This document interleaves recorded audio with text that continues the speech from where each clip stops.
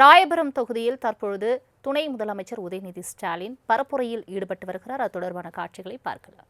நம்ம முதலமைச்சர் தான் இந்த பகுதிக்கான அனைத்து திட்டங்களும் கொடுத்திருக்கிறார். இன்னைக்கு காசிமேடு துறைமுகத்தை 100 கோடி ரூபாய் மதிப்பீட்டுல நம்முடைய அரசு மேம்படுத்தப்பட்டிருக்கு. இப்படி ஏராளமான பணிகளை செஞ்சு அந்த உரிமையோடு மீண்டும் வாக்கு கேட்டு வரோம். இன்னைக்கு தேதி 10ஆம் தேதி, தேர்தல் 23ஆம் தேதி. இன்னும் நம்முடைய கைகள்ல 13 நாட்கள் இருக்கு. இந்த 13 நாட்களும் பிரச்சாரத்தை மக்கள்கிட்ட கொண்டு போய் நீங்க சேர்க்கணும். ஒவ்வொரு தெருவா போகணும், ஒவ்வொரு வீடா போகணும், ஒவ்வொரு வாக்காளரையும் சந்திக்கணும். செய்வீங்களா?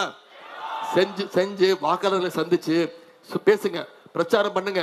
நம்முடைய அரசு இந்த 5 வருஷத்துல என்னென்ன திட்டங்கள் கொண்டு வந்திருக்கிறோம், மீண்டும் ஆட்சிக்கு வந்தா என்னென்ன திட்டங்கள் நம் வாக்குறுதிகள் கொடுத்திருக்கிறோம்.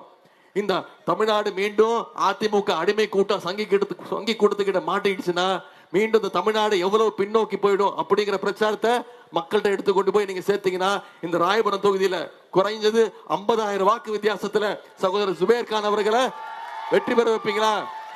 நிச்சயம் செஞ்சு காட்டுவீங்களா?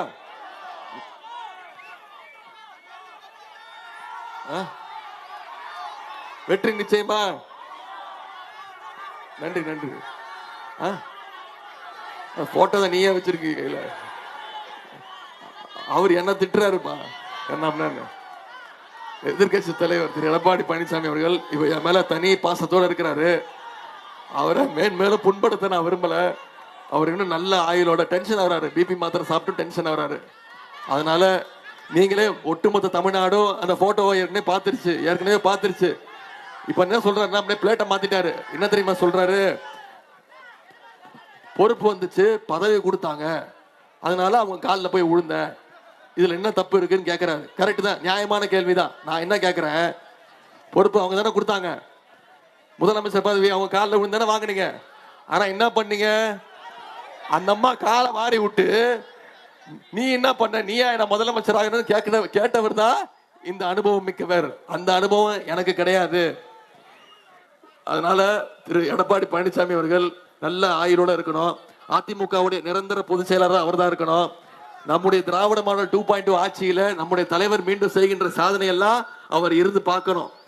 நான் உங்ககிட்ட கேட்டுக்கொள்வதெல்லாம், நம்முடைய தலைவர் திரும்ப திரும்ப சொல்றது ஒரே ஒரு விஷயம் தான்.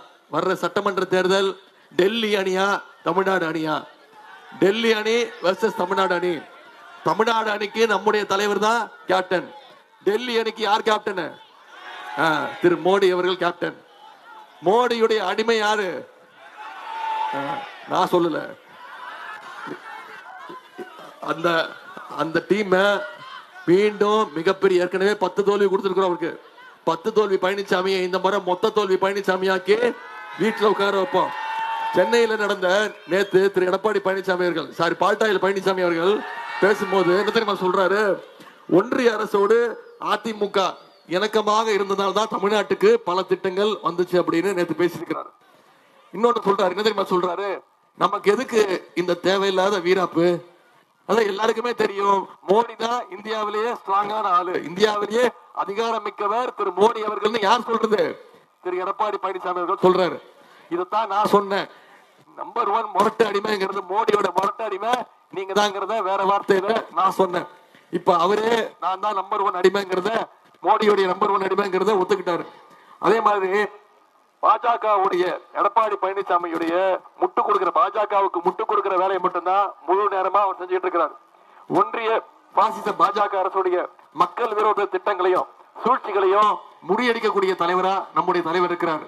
நாம தமிழ்நாட்டை எப்படியாவது டெல்லியிலிருந்து கண்ட்ரோல் எடுத்துக்கணும்னு, எடப்பாடி பழனிசாமி மூலமா கண்ட்ரோல் எடுத்துக்கணும்னு திரு மோடி அவர்கள் பாஜக கூட்டம் முயற்சிக்குது. நாம மீண்டும் மீண்டும் அவங்களுக்கு சொல்லுவோம், தமிழ்நாடு என்னைக்குமே டெல்லிக்கு அவுட் ஆஃப் கண்ட்ரோலாக தான் இருப்போம்.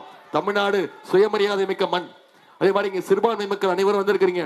சிறுபான்மை மக்களுக்கு காவல் அரணாக இருப்பது என்னைக்குமே திராவிட முன்னேற்ற கழகம் தான், நம்முடைய தலைவர் அவர்கள் தான். அதை யாராலும் மறுக்கவும் முடியாது.